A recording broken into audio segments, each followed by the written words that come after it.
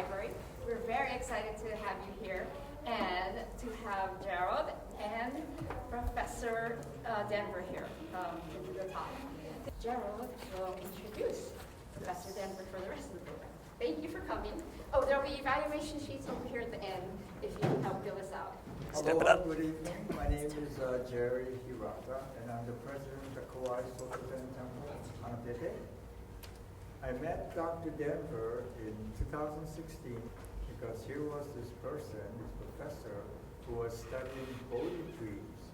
And I don't know how you got my name, but anyway, we had met in front of the state building.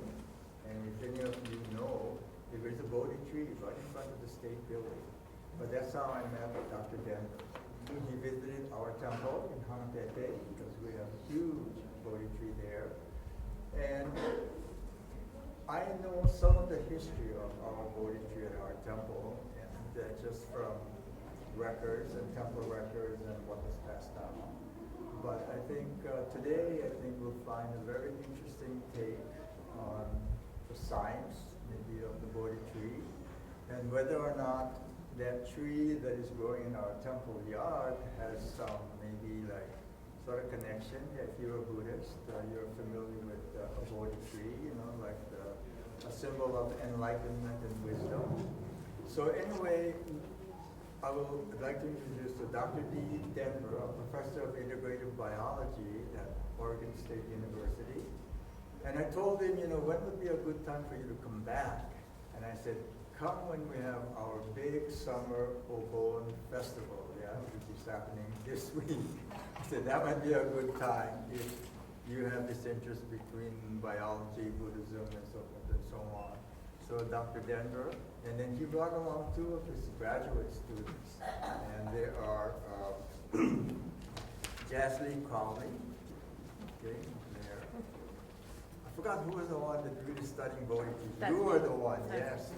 She's very interesting to talk to. And then Brenda Privilege, okay, two graduate students that tag along. So, Dr. D, hey. All yours. Thank you, Jerry. Yeah, thank you. Thank you, Lonnie. All right, thank you all for coming. I have some slides prepared. I haven't practiced this, so I'm going to keep it very informal, just kind of flow of consciousness. Feel free if you have questions along the way to just ask or raise your hand or whatever, if we want to keep it that way. I'll also have time at the end for questions, if you have them.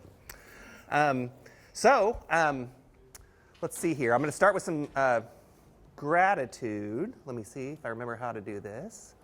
What I'm sharing today, I get the privilege of getting up here and talking about it, but a lot of people have gone into all of this information that I'm going to briefly share with you today in a very summarized way. The research team, I have a wonderful research team at Oregon State University, and two of the folks are here with me. There's some other great people who have helped in doing this work. I've visited Hawaii 3 times for this project, and I've also had the privilege of visiting places like New Zealand and India and Sri Lanka to learn about Bodhi trees. And just a number of people have just shared information with me. And I really appreciate these individuals sharing information about Bodhi trees, their relevance to their cultures, and their knowledge. I also have a wonderful team of undergraduate students at Oregon State University who have really helped develop this project, and it's been really terrific, and they've gotten a lot out of this project. This project's gotten a lot out of them. And then financial support, nothing's free, of course, and Oregon State University has been a financial supporter of this project, especially through our undergraduate research program, has been a big financial supporter of the students there in the middle. And also I've gotten 2 grants from the Kinsey Foundation for this work. I also want to express gratitude to the Kauai Soto Zen Temple and Jerry for supporting this project and facilitating me coming here again. I'm just so happy to be here. And big thanks to the Lihue Public Library for hosting this and putting on this event, and the broader reading event is just terrific. Okay, here's the outline of what I'm going to talk about today. I'm going to talk about Bodhi trees and Buddhism, how those two relate to one another. Then I'm going to talk a little bit about the Bodhi trees in Hawaii. There are a lot of Bodhi trees around Hawaii. and they have some pretty remarkable stories that come with them. Then our team's interest is really in kind of where Buddhism and biology come together. A lot of our work is in that intersection where those two meet. And one way we do that kind of work is we study the DNA of Bodhi trees. So like I said, many of these Bodhi trees come with stories, say that they are from the original tree in India.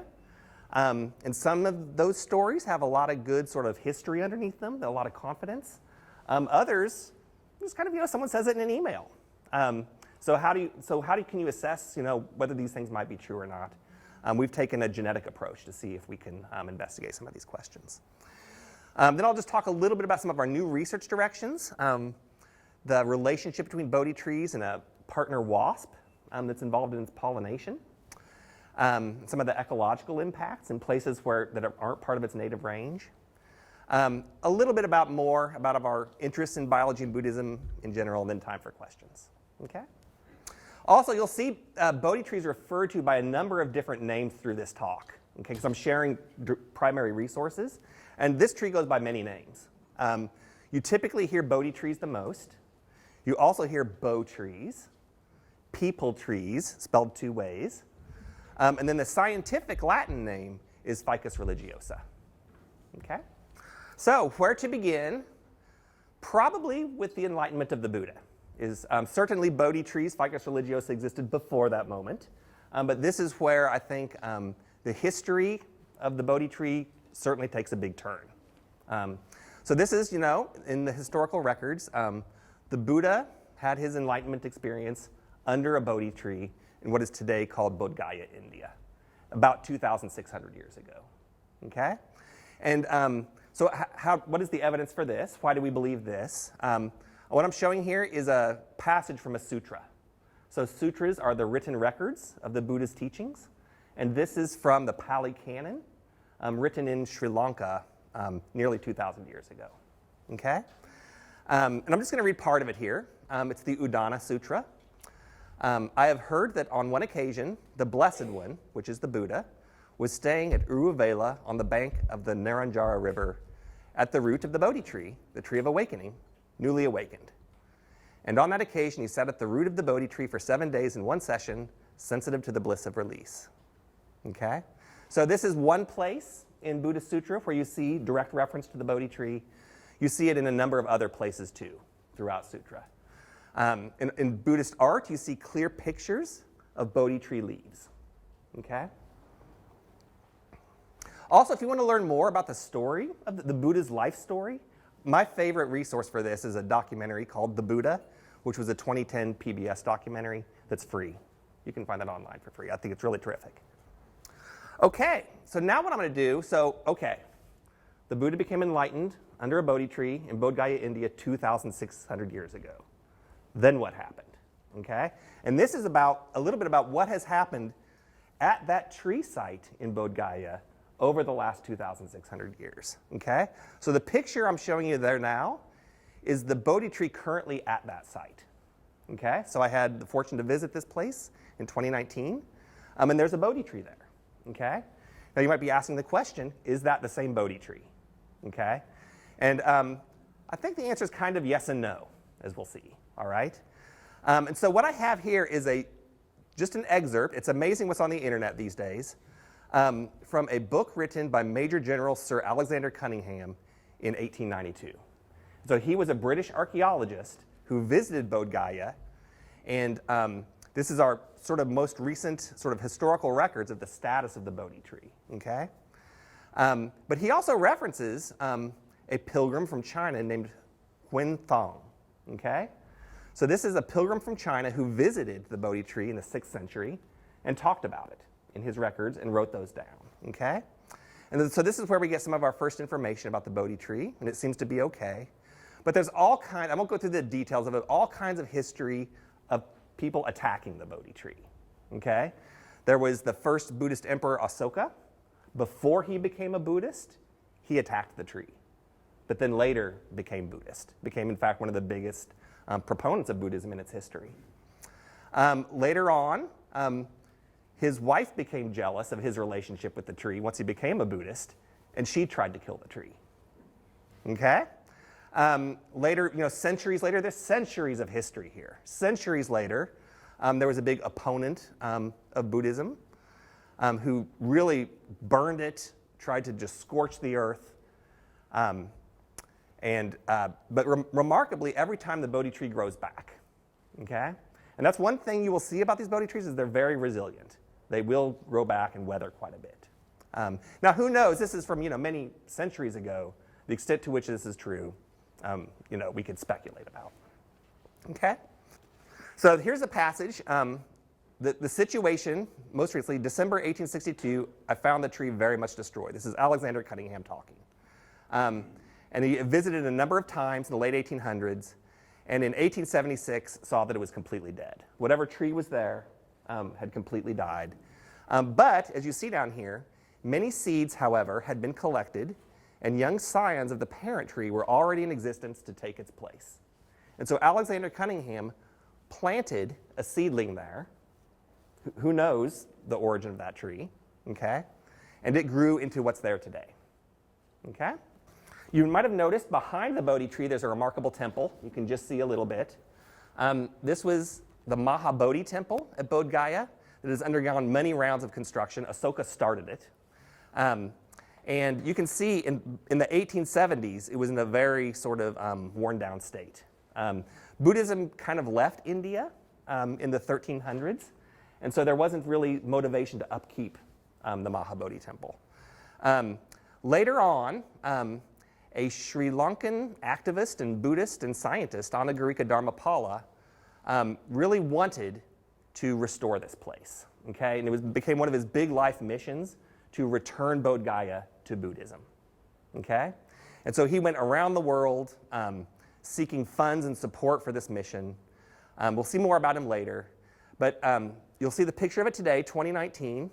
You can see it's undergone a lot of work. And one of the major financiers of all of this work was an individual named Mary Foster.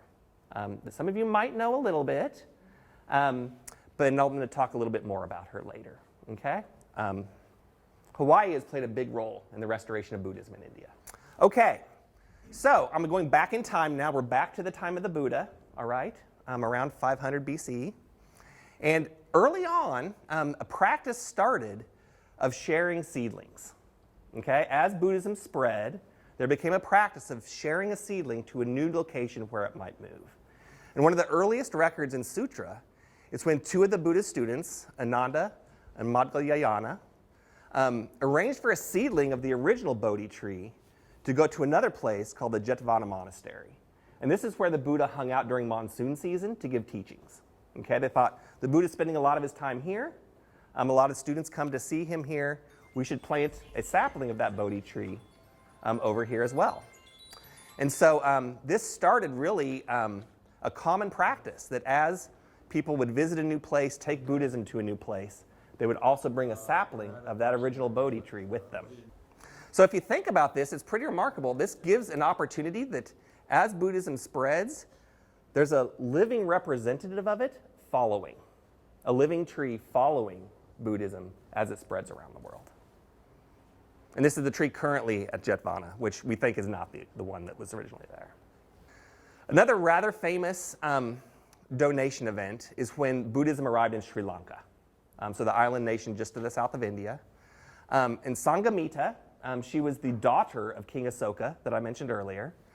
She brought a sapling called the southern branch of the original Bodhi tree to Sri Lanka in 249 BC. Okay?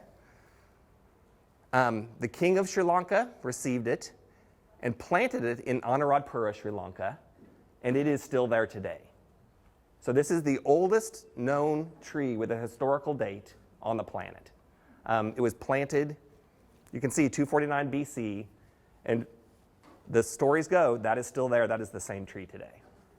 I had the pleasure of visiting this tree in 2017. You can see it there. It's held up by the golden supports. And I was hosted by Amila Leonage, who has taken many of these wonderful pictures, and Sulochana Wasila, who was a graduate student in my lab. And they were awesome, gracious hosts when I visited and shared tons of information about Bodhi trees in Sri Lanka. Okay, so now I'm going to transition to talking about Bodhi trees in Hawaii. Okay? So the first known arrival of a Bodhi tree happened in 1913, okay? And we're going to go back to the story between these two individuals that I brought up earlier, Anagarika Dharmapala and Mary Foster, okay? So there's Anagarika Dharmapala on the left, this Buddhist activist from Sri Lanka, and Mary Foster, who was from Hawaii. She, in fact, lived in Honolulu, okay? And this is the early 1900s. And so part of Anagarika's work is he went to the World Parliament of Religions in Chicago, okay? And he had to take a big boat ride to get there. And both ways, there was a stopover in Honolulu. And Mary Foster was into lots of different kinds of spirituality and heard that Anagarika Dharmapala is going to be stopping over in Hawaii. So she and some of her friends boarded the ship. And she met Anagarika Dharmapala, and those two struck up a very strong friendship. And it became very strong, and in time, she became a major benefactor to him, financing, again, much of his work in spreading Buddhism around the world. She also, over time, shortly after Anagarika Dharmapala's father passed away, she took it upon herself to become his foster parent. And so Mary Foster being the foster parent, right, of Anagarika Dharmapala. And so he wrote this sort of honorary to her shortly after her passing. And on his second trip from Sri Lanka to North America, he stopped over again in Honolulu, but this time he had a sapling of a Bodhi tree from the Sri Maha Bodhi tree in Sri Lanka. The one is with the oldest historical date in the world, and he gave it to Mary Foster. And Mary Foster planted that tree in what is today the Foster Botanical Garden in Honolulu. And there's a picture of that tree, okay? So this one we have very good historical records that this tree has in fact directly come from the Sri Maha Bodhi tree in Sri Lanka in 1913, okay? So this is the first arrival of a Bodhi tree in Hawaii. Now, like I said, there are lots of Bodhi trees in Hawaii. So the next few slides are going to be showing lots of just Bodhi trees in Hawaii. One is at the University of Hawaii Manoa campus. There's a Bodhi tree there that's thought to be a cutting from Mary Foster's tree. So that was moved there, and a number of stories have been written about it. Here's some more in Oahu. Bodhi tree at a Soto Zen mission. Okay, this is like, where do we find these trees? Of course, at Buddhist missions and temples. At cemeteries, so at the National Memorial Cemetery of the Pacific, there are many Bodhi trees around that place, around Honolulu. And here's something we'll get into a little bit later. We're starting to see little saplings of Bodhi trees growing in places where they were not originally intended to be. Okay? This is a pretty recent phenomenon over the last decade or so. So that's just out of a rock wall in a residence. I visited Maui in 2019 doing similar stuff. So the University of Hawaii Maui campus has a big Bodhi tree. And down below, on the sidewalk underneath, we see little saplings. The Paia Rinzai Temple, Haiku Buddhist Cemetery, another temple down below. So many, many Bodhi trees around Hawaii. And we're bringing it back to Kauai now. So as Jerry said, I visited in 2017. And this was at the very, very beginning of this project. This was the first place I came to begin this work that's been going on the last 6 years. And I'm just so excited that I get to come back now and give a progress report. The project started here 6 years ago, and now I can come give a progress report for how things are going. So at the time, I came with my family and some friends that are shown on the left there. And we visited 3 trees, and we collected leaves from 3 of those trees with permission at all places. At the Kauai's Hindu monastery, we collected a leaf. There's a Bodhi tree there. At the Soto Zen Temple in Hanapepe, and also at the county building in Lihue, which I guess is nearby here somewhere, right? So we visited those 3 trees. Again, I met Jerry at the one by the county building, and he took us down to the Soto Zen Temple, collected leaves there. And I brought those leaves back to the lab, and the students I showed you earlier have been working with me to do biological analysis of these leaves. Okay, so now I'm going to transition to biology a little bit. Okay, so all of those trees I had the great fortune to visit, collect leaves. Also went to places like India, Sri Lanka, New Zealand has Bodhi trees, and other places in the mainland, Washington, Oregon. Okay, so many Bodhi trees around the world come with stories of descent from the original Bodhi tree. Okay, like some of them have pretty solid stories, like Mary Foster's tree. Others, you might find just coming with a packet of seed you order on the internet. right? How do we know if this is true or not? Some of them are kind of specific. They might say this comes from the tree in Bodh Gaya, or they might say this comes from that tree in Sri Lanka, or they might just be more general, like this is from the sacred tree, okay? So the question we have is, can Bodhi tree DNA provide some biological evidence that can be used to either support these claims that might be made or refute them, say those aren't true? And so this is one question our team has been working on. And so this is what we've done. And this is just a quick overview of the research approach. I'm not going to get into the gory details. But what we do is take the leaf, and just out of a 1 square centimeter piece of it, we can get enough DNA to do genetic analysis. So we have a protocol where we extract the DNA out of the leaf. We then determine the sequence of the DNA. What I mean by that, DNA has a sequence of A's, G's, T's, and C's. And these sequences kind of information or code you can use to compare genetic relationships of different organisms to one another. So we can ask questions about patterns of that DNA sequence being shared or not shared among different trees that you might be studying. And if they happen to have DNA sequences that are the same, that's some evidence that they share genetic ancestry, right? Versus if they have different DNA sequences, that tells us those two don't share ancestry, okay? So we sequence that DNA from all the trees. We did about 60. And then we do some analysis to compare them to one another. Who is related to who? Kind of like pedigree analysis, okay? So that is what we have done.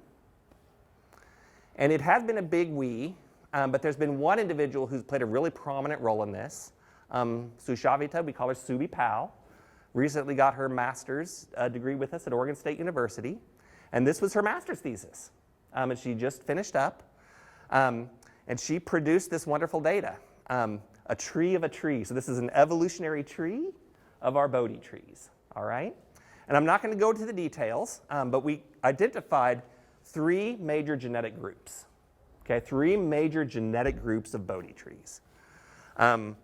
One of them we call the sacred group, and I bet you can connect the dots as to what trees are in that group. We also have a commercial group. So many of the trees that are put into this genetic group come from those seeds we might order from Amazon or Etsy that you might get commercially.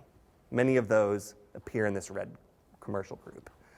Then down below, we have another group that we call the Sri Lanka group. And many of the leaves that I sampled when we were in Sri Lanka go into this group, okay? And as you can see, most of the others are here in the sacred group. And there are a few others that don't quite fit in. I'll talk about one of them in a little bit. We're also comparing them to other ficus species, okay? Okay, so let's talk about the sacred group in a little more detail. Who is in there? Who is in the sacred group? Okay, so first of all, the sacred Bodhi tree currently at Bodh Gaya, okay? So I was able to get 3 leaves from that Bodhi tree, and they all have DNA sequences that are in the sacred group, okay? The tree at the Foster Botanical Garden, okay, so Mary Foster's tree is in that group, okay? So that right there tells us that the tree currently at Bodh Gaya appears to be a genetic relative, genetically identical in the pieces of DNA we looked at to the Mary Foster tree, which is from that Sri Mahabodhi tree, okay? So there's some evidence those two are related to one another, plus 9 other Oahu trees, 9 Maui trees, okay? And 2 out of the 3 trees from Kauai. All right, now, yep, drum roll. The Bodhi tree at the Kauai Soto Zen Temple is in the sacred group. And also, the county building Bodhi tree is in the sacred group, okay? So that's another great thing that comes from this sort of study is you find out that some trees that you didn't know might have come from this sacred group are in fact there, okay? So the one tree that's not included is the one at the Hindu temple, and it's not really in a group, it's over here all by itself, okay? So this is a kind of genetically unique Bodhi tree. It's not falling in with these others. And so that's got kind of an interesting observation that it's off there kind of by itself. Another instance like that is down here, SL22 from Sri Lanka. There was one tree in Sri Lanka that appears to be its own kind of genetic lineage.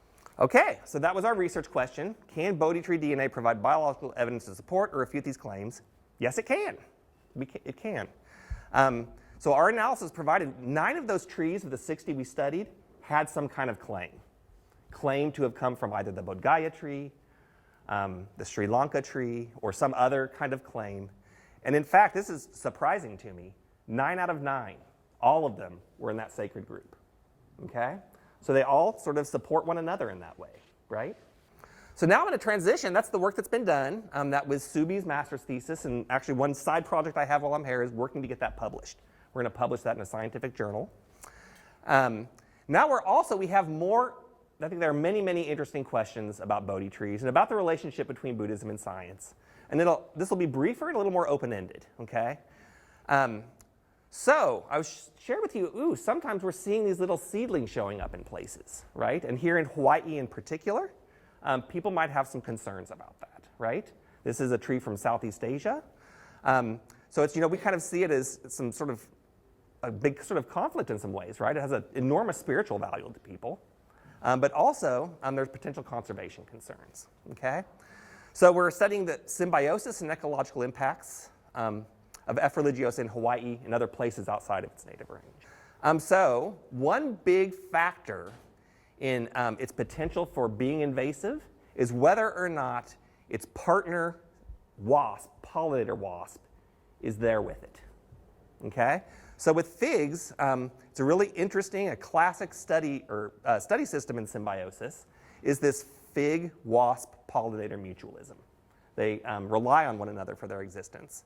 And that's, a cross-section through a fig, and you can see those wasps. They're not like the wasps that sting you, right, that you're used to thinking about buzzing around and being pests.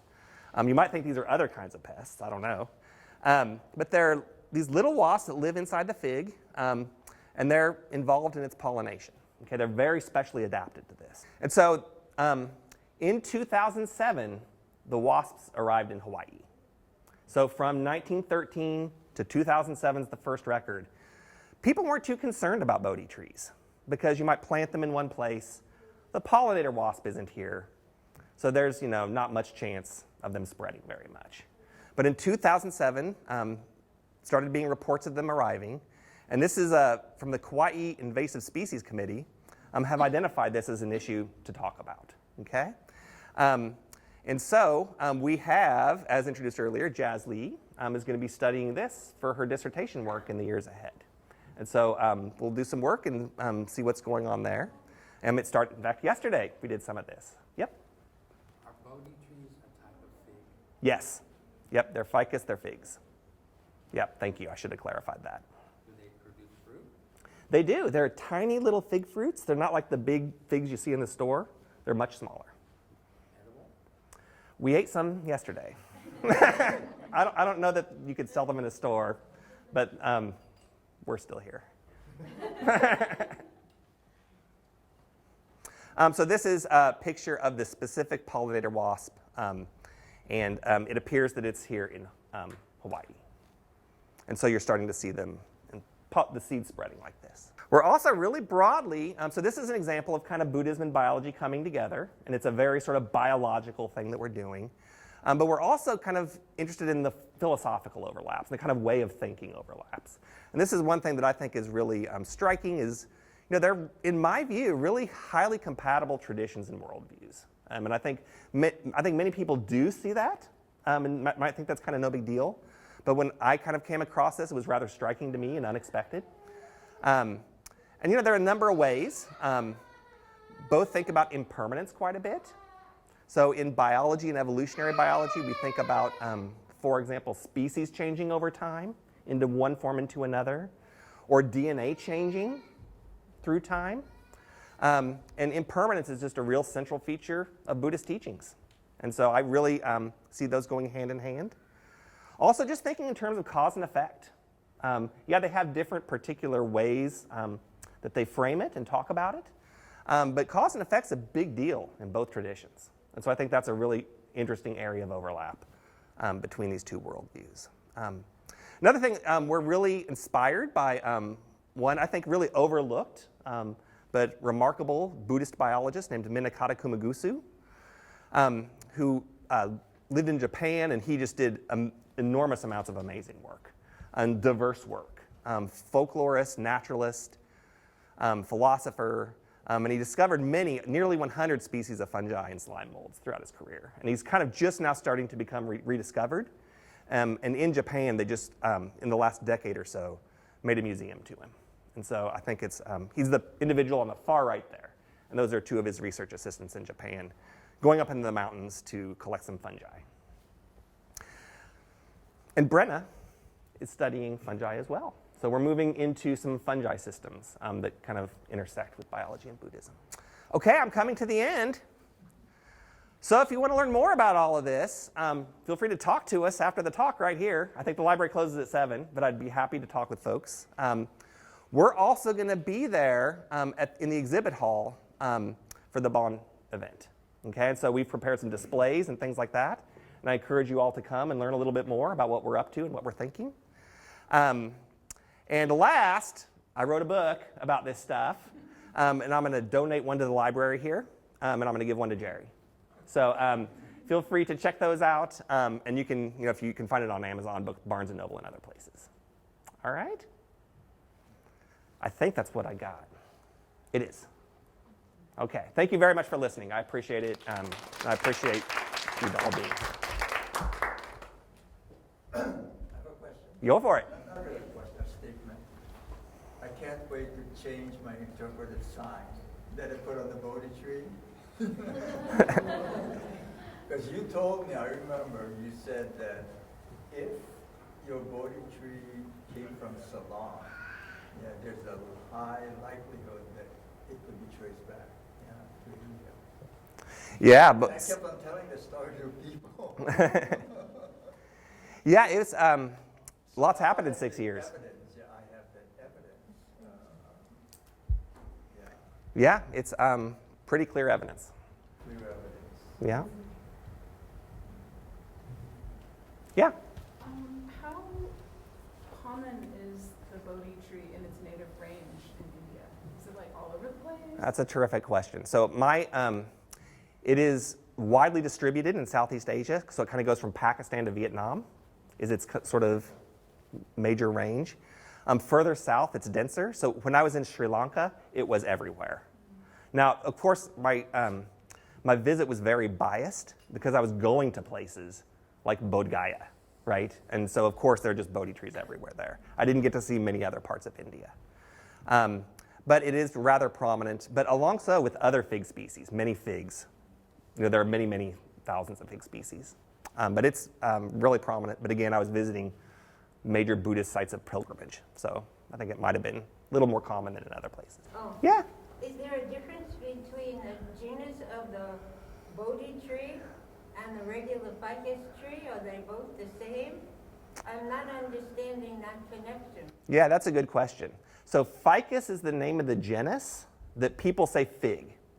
So figs, there are many thousands of specific species of those. So like the figs you buy at the store and eat is a ficus. You might also say, sometimes people say ficus for like Ficus benjamina, a particular species, but it really is a genus name that describes many species.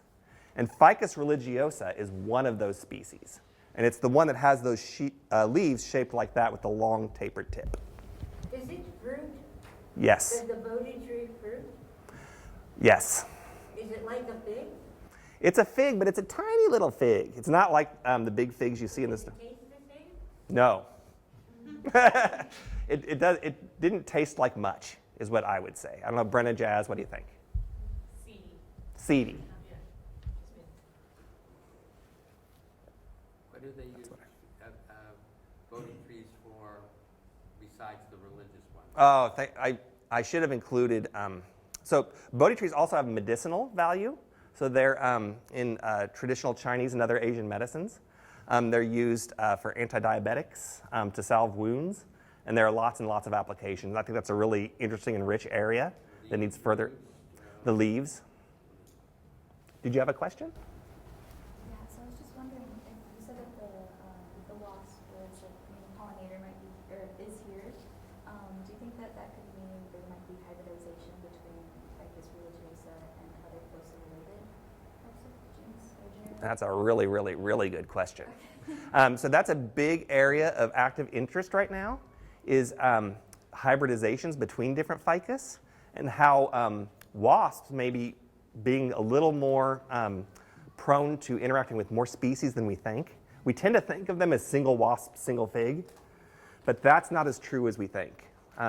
So I think it's really interesting in places like Hawaii, where a lot of these are coming together, to see if that might lead to more hybridization events. You could talk to Jazlee more about that later too. She's doing a work on it right now. Oh, I saw Jerry, then we'll come back to you. More about Dharmapala, Anagrika Dharmapala. You said why, he was a scientist, you said too as well, an activist in the trees. He did lots of things. He became really involved in Buddhist activism in the late 1800s, early 1900s. And it was around, that colonial time. And he was really sort of rejecting Christianity, and he in fact used Buddhism's commonalities with evolutionary theory, which at the time was very new. Darwinian evolution was a very new idea. So he presented Buddhism as in line with Darwinian evolution, as an argument against the European Christians who were there at the time as well. Now you said though that Buddhism came to Ceylon in 279. Thereabouts. At that time. Yeah. And then you said that the tree that Mary Foster brought over from Ceylon was in 1930. 1913. Oh, 13. 1913, yeah. Died in 1930, or something like that. Yeah, so it was, I can't remember the specific date, but it's pretty clear 1913 was the date that tree arrived in Honolulu. And that was a sapling from Sri Mahabodhi, according to Anagrika Dharmapala. So probably, I still don't know the story of where the sapling came from, but it was from Mary Foster, we know that. So would it have been the tree from Foster Botanical Garden? You think the big one? Probably so. You're saying the Kauai Soto Zen tree? Yeah. Yep, probably so.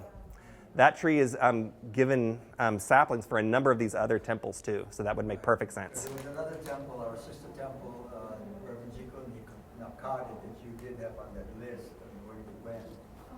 And I still probably need to do more research about the stories and how or when they actually got it from Mary Foster. Yeah, that'd be terrific. Is there any information or conjecture about what drew the Buddha to this ficus tree? It's not a particularly beautiful tree. I think it's pretty beautiful. I mean, it's beautiful I'm kidding. as a tree, but there are other trees Yeah. that are much more attractive. Yeah, I'm not going to pretend like I know what the Buddha was thinking, first of all. But if you read the sutras, the story kind of goes, he had just come out of a time of real kind of starving himself and was really emaciated, thinking that was the path to enlightenment, which other spiritualists were doing at the time. And he was like, this is not working for me. And so he decided in what they call is the middle path, the middle way. Not going to starve myself, not going to live in luxuries. I think there's a middle path. And so he kind of had this moment of recognition. And the story goes, he had a small bowl of porridge from a girl, ate for the first time in a very, very long time, and just walked and sat down underneath a tree. And that's just kind of where it went from there. So I think it's just kind of, it might be just kind of circumstance, right? That happened to be the tree where he sat down. That's my guess. Is it a hardwood? Hardwood. Hardwood. Is it like a wood that when it was pruned or cut down, that the branches or the woods could be used in construction of any kind? Yeah, that's a good question. I don't know if it has been used as such. I haven't heard that. But it certainly seems pretty hard to me, but I don't really know. To grow a new Bodhi tree, is it better to use a seed or is it a cut? I think both work. So, cuttings, you kind of can start them bigger, right? But Jazlee's gotten them to grow from seed in our lab, and so they can go that way. It needs to be, a fertilized fig that you're starting with. Fertilized? With the wasp in there, right? Yep. So are the trees self-pollinating? And if so, would the offspring be genetically identical? Yeah, my understanding is that they typically don't self-pollinate. I don't really know. I say that with some. I don't really know the details of that. I don't know how closely people have looked and in what ways. But I know oftentimes they're rather outcrossing with others. But I don't know the details of it. Okay, but would a cutting be genetically? Yeah, so a cutting would in fact be genetically identical because you're basically just taking part of that tree and then creating what is now a separate tree from that very thing. So yeah, that would make also sense with our story, right? Most of these have been shared as cuttings. I think the library closes at 7. Okay, And we'd like for everyone to fill out an evaluation. great. Yeah, thank you all for listening, for the terrific questions. If you have more questions, come to our festival. Dr. Denver will be there. Yeah. You'll be in the exhibition hall, and we'll see some of the work that Jasmine and Brandon are studying right now. Yeah. All right, as the last thing, I'm going to give Jerry a book and give the library a book. But so thank you all for coming. I really appreciate it. Oh, I'll sign it.